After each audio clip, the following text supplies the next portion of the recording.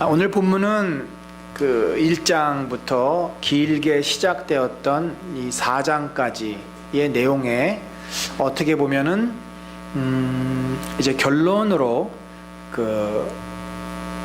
이제 이렇게 들어가는 그런 내용이다라고 볼 수 있습니다. 앞에는 주로 어떤 내용, 갈라디아서가 1장, 2장, 3장, 4장에 주로 어떤 내용이 기록되어 있습니까?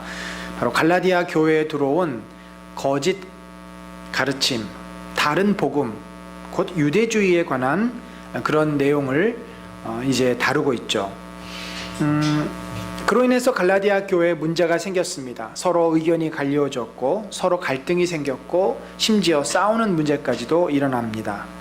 바울은 그들의 모습을 보면서 이제 너희가 내가 전한 복음을 분명하게 다시 재확인하고 그리고 복음을 받은 대로 너희들이 복음 안에서 살아야 하는데 오늘 갑자기 이 본문 5장 13절에 이르러서 그 사랑에 관한 이야기를 합니다. 사실 여러분 한번 이런 생각을 해보십시다. 우리가 이제 교회 모임 가운데 뭐 목장이라든지 아니면 성경 공부 모임을 열심히 다니다가 갑자기 모임을 하지 못하게 됐어요. 그래서 그 시간이 남게 됐습니다.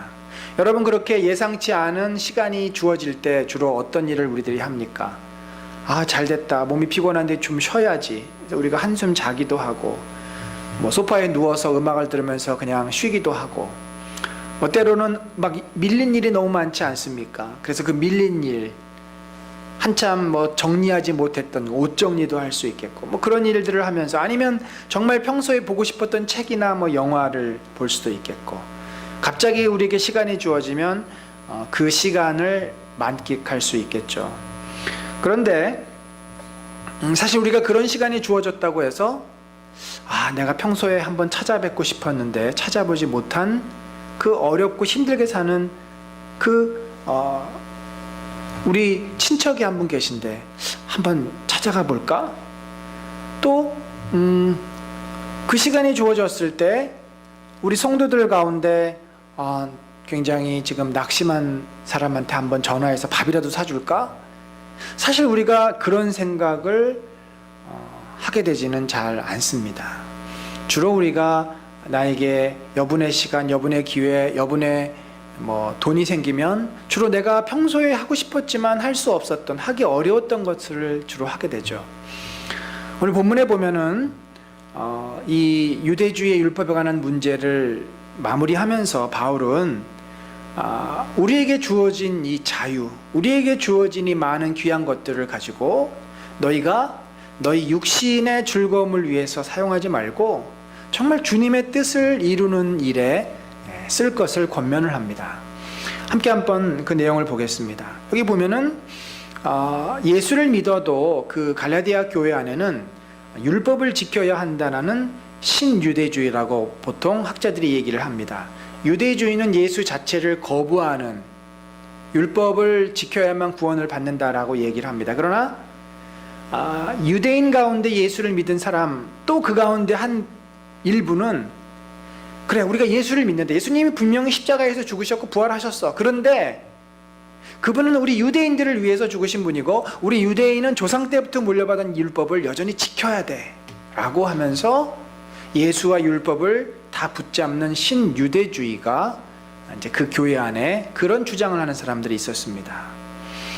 어떤 율법을 지켜야 됐습니까? 본문에 보니까 할례가 굉장히 중요한 율법 중에 하나죠. 아브라함의 후손인 표시.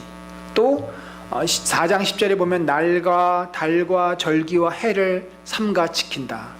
아마도 그 날은 안식일일 것입니다. 분명히 예수님이 부활하셔서 우리는 주의 날을 지켜야 되는데 여전히 안식일을 지키고 또 뭐 유월절이라든지 초막절이라든지 또 월삭이라든지 또 뭐 안식년, 희년 이런 중요한 그 조상들이 지켜왔던 전통들을 여전히 지켜야만 우리가 하나님의 백성이다, 구원을 받을 수 있다라고 주장했던 안식일과 관련해서 얼마나 많은 조항이 있습니까? 2kg 이상 가면 안 되고 밀가루 반죽을 해도 안 되고 수많은 조항을 여전히 지켜야 된다는 거죠. 왜냐하면 그게 그들의 문화이기 때문에.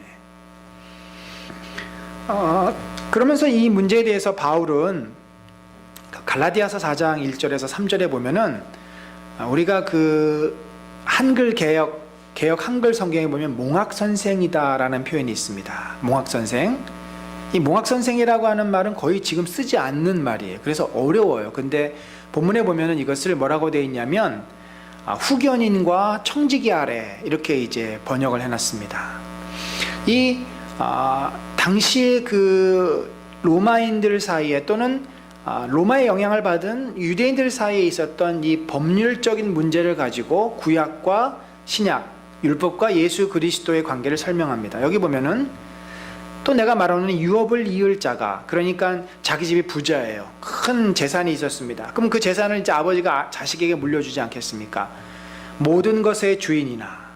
그러니까 이 유업을 이을 자가 그 아들이에요. 어린애예요. 그런데 아직 어린애입니다. 어린애지만 아버지의 아들이니까 그가 주인이에요.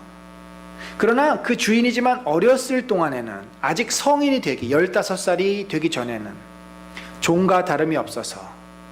왜 종과 다름이 없습니까? 그 아버지가 정한 때까지 주로 14살, 15살 그 언저리였을 것으로 추정을 합니다. 후견인과 청지기의 지시를 받고 그들의 명령을 따라야 하고 그들의 말씀이 곧 법인 그러한 삶을 사니까 그게 종과 같다는 거죠. 그렇게 했다라는 겁니다. 아무리 그 아들이 재벌 2세라도 아직 어렸을 때는 후견인의 그의 선생님이기도 하고 그의 모든 삶을 주관하는 그 후견인, 몽학선생이죠. 그 후견인의 지시를 따르도록 그렇게 법으로 정하고 있었다는 겁니다. 이런 것처럼 이 시대의 율법이 이런 것처럼 우리도 어렸을 때라고 하는 것은 구약의 시대를 말하죠. 영적으로 어렸을 때 이 세상의 초등학문 아래에 있어서 종노릇하였더니, 그게 무슨, 이 세상의 초등학문이라고 하는 것은 원래는 이제 그 로마 시대에 배웠던 뭐 수사학이라든지 천문학이라든지 그런 어떤 세상의 학문을 말하지만 여기서는 율법을 말하는 겁니다. 마치 우리가 상속인처럼 어렸을 때 로마인들이 그 시대의 그 수사학 이런 것들을 배웠던 것처럼 구약 시대 예수님이 오시기 전까지는 율법을 구원의 도리로 알고 배웠다는 거죠. 그리고 율법의 그 조항들, 또 율법을 해석해 놓은 계명들의 구속이 되어서 속방이 되어서 그것을 지켜야만 구원을 받는 줄 알고 그 멍에 아래 지냈다라는 말입니다. 그러나 지금은 어떻다는 거예요?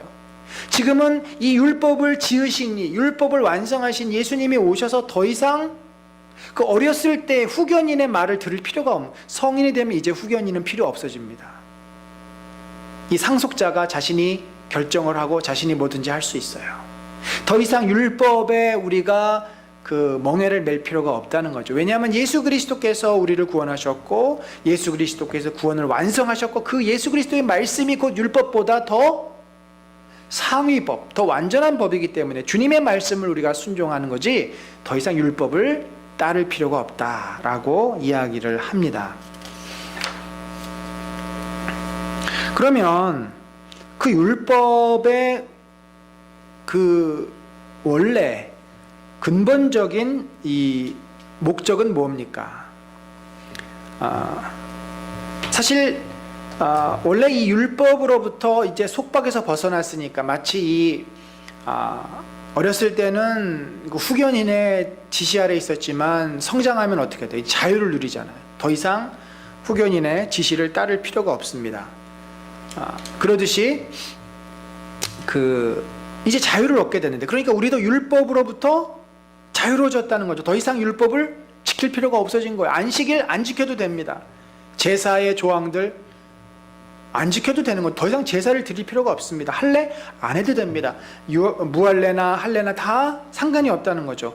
또 그 밖에 랍비들이 만든 조항들이 있습니다. 613개의 조항들이 있어요. 원래 이 유대주의라는 것은 마음보다는 겉으로 드러나는 결과가 중요합니다. 따라서 이 유대주의의 그 속박에서 벗어나서 참 너희가 이제 자유를 누리게 되었다. 형제들아, 너희가 자유를 위하여 부르심을 입었다. 그러니까 하나님께서 우리를 구원하신 결과로, 구원의 은혜로 우리는 유대주의의 율법에서 이제 자유로워졌다라는 거죠. 예수님도 뭐라 그러셨어요? 수고하고 무거운 짐진 자들아, 다 내게로 와라. 내가 너희를 쉬게 하리라. 너희가 이 율법의 무거운 그 짐 때문에 어깨에 아주 무거운 짐을 지고 애쓰고 수고하는데 나에게 오면 그 멍에를 다 벗겨 주겠다. 내 가르침은 쉽고 내 멍에는 너희들이 감당할 만하다는 거죠. 율법과는 비교할 수 없이 예수 그리스도께서 주시는 그 은혜, 그 진리의 말씀은 우리를 자유케 하는 겁니다.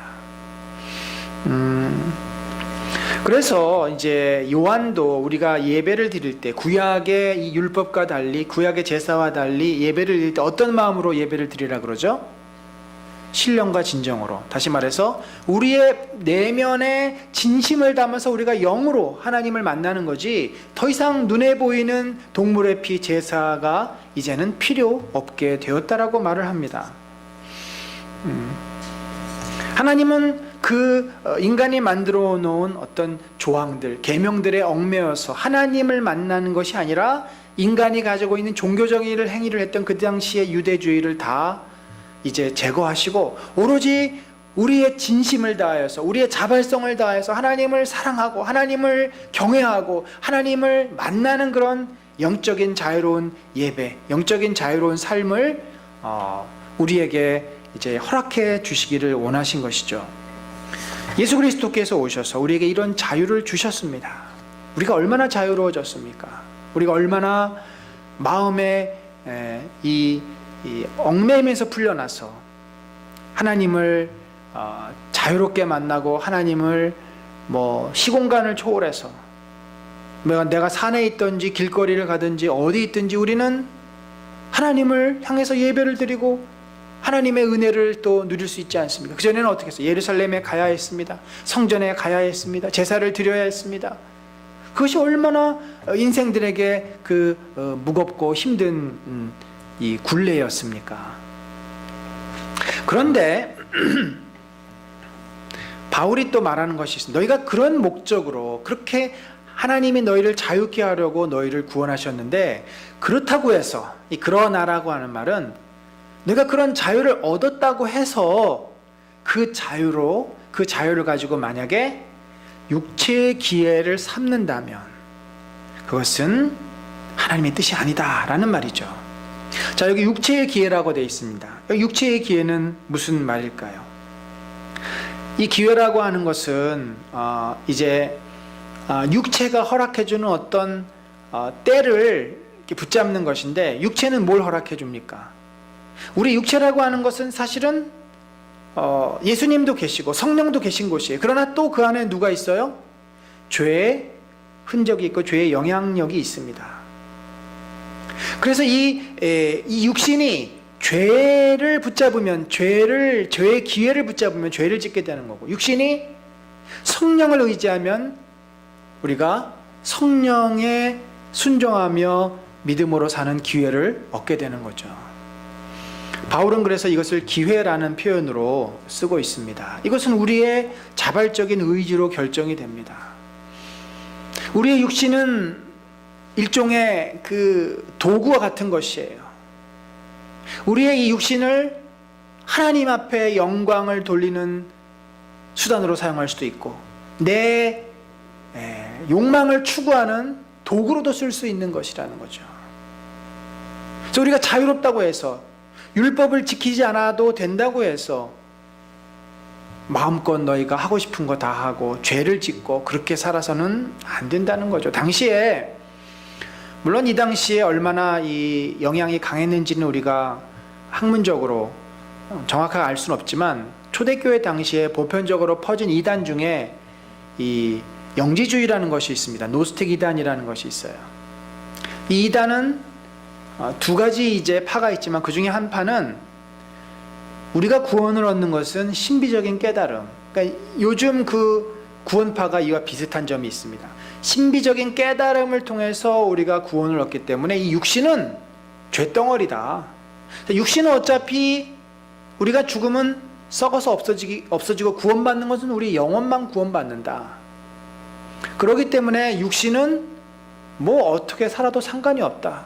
너가 가서 무슨 죄를 짓던 무슨 행동을 하던 뭘 하던 그것은 중요하지 않아. 너의 영혼만 이 신비적인 깨달음을 얻으면 구원받는 거야 라고 가르쳐서 육체에 이제 방종으로 흘러가는 그런 이단들이 있었습니다. 바울이 아마 그것을 의식하지 않았나 싶습니다. 아니 그것을 의식하지 않아도 인간에게 자유가 있다는 것은 곧 죄질 자유도 전제하는 것 아니겠습니까? 우리가 자유가 있다는 것은 죄를 지을 자유도 있고 선을 행할 자유도 있는 것이 진정한 자유예요.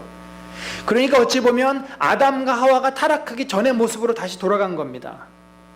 우리가 예수를 믿고 구원을 받으면 아담과 하와가 타락하고 나서는 죄를 질 수밖에 없었지만 그 전에는 선악과를 따먹을 수도 있었고 따먹지 않을 수도 있었잖아요. 자유가 주어진 거 아닙니까? 우리가 예수를 믿고서 하나님 말씀을 순종할 수도 있고 하나님 말씀을 무시할 수도 있는 자유가 우리 안에 있어요. 근데 어느 힘이 어느 그 욕망이 나한테 더 크냐에 따라서 내 삶이 그쪽으로 끌려가겠죠. 우리가 왜 기도를 해야 합니까? 왜 우리가 말씀을 늘 붙잡아야 합니까? 그 말씀이, 그 기도의 은혜가, 능력이 나를 지배하고 성령께서 그것을 통하여서 나에게 역사하도록 우리가 이 시간을 갖는 거 아니겠습니까? 나는 다 알아. 내가 성경을 얼마나 많이 봤는데, 내가 그 전에 기도 생활 얼마나 했는데 이제 그냥 그런 거 안 해도 돼 라고 말할 수 있는 사람은 없다라는 것입니다. 왜냐하면 늘 우리 안에는 죄가 뱀처럼 도사리고 있기 때문에 언제 그것이 튀어나와서 그 욕망이 우리를 지배할지 우리는 장담할 수가 없어요. 늘 우리는 주님 앞에 갈 때까지 긴장의 끈을 놓을 수가 없습니다. 사도 바울은 그래서 날마다 내가 죽노라, 날마다 내가 죽노라. 이제 그 자유로 하나님이 주신 이 율법의 이 멍에에서 우리를 벗어나게 했다고, 옷을 가볍게 입었다고 너무 방정맞게 걷지 말라는 거죠. 방학 숙제가 하나도 없다고 방학 내내 놀지 말라는 말입니다. 방학 숙제가 학교에서 방학 숙제를 안 내준 이유가 계속 놀라고 방학 숙제를 안 내준 것이 아니라 숙제는 없지만 그 시간을 잘 활용해서 각자에게 부족한 것을 할 수 있는 기회를 준 거잖아요. 여러분, 사실 오늘날 우리 기독교의 모습이 좀 이와 흡사해져 가고 있지 않나라는 마음의 반성이 들었습니다. 여러분, 사실 제사를 드리는 집, 제사를 많이 드리는 집은요 1년에 열 몇 번 제사를 드리더라고요. 여러분, 제상 한번 차려봤습니까? 제상 차리는데 돈이 몇십만 원 들고 함부로 또 음식을 하는 게 아니, 다 법이 있더라고요. 그러니까 제사 드린다는 것은 굉장히 귀찮고 힘든 일입니다. 정성이 들어가야 한다, 그렇게 하면 안 된다, 이렇게 다 이 어떤 규칙과 규범이 있기 때문에 제상 차리는 게 보통 힘든 게 아니에요. 우리가 예배 드릴 때 하나님 앞에 제상을 차립니까? 그런 거 없잖아요. 불교에서도 고행을 강조합니다. 특별히 티베트 불교 같은 데서는 어떤 것이 있습니까? 티베트 불교에서는 그 오체투지 같은 것을 하지 않습니까? 또 삼보일배 같은 것을 또 해요. 그래서 하여튼 인간의 모든 고행을 통해 가지고 이런 자신의 정성을 그 신에게 보여주는 거죠.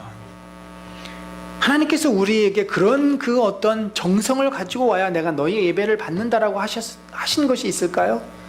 하나님은 그저 우리의 진심만을 원하시고 우리의 마음의 중심의 그 고백과 예배만을 기대하시는 거죠. 그럼에도 우리의 신앙이 얼마나 자의적이고 때로는 내 멋대로이고 때로는 너무나 가볍고 때로는 그 자유를 가지고 하나님을 섬기는 데 사용하기보다 자유로 우리 자신을 유익하게 하고 그래서 방종으로 흘러가는 경우가 많지 않나 생각을 해봅니다. 한국교회가 율법주의적인 모습이 꽤 있었죠. 유교 영향을 받아서 율법적인 그런 예배 태도, 특별히 주일 성수를 강조하면서 매식도 못하게 했고 절대 주일날 뭘 사서는 안 된다는 그 나름대로의 어떤 법칙이 있었습니다.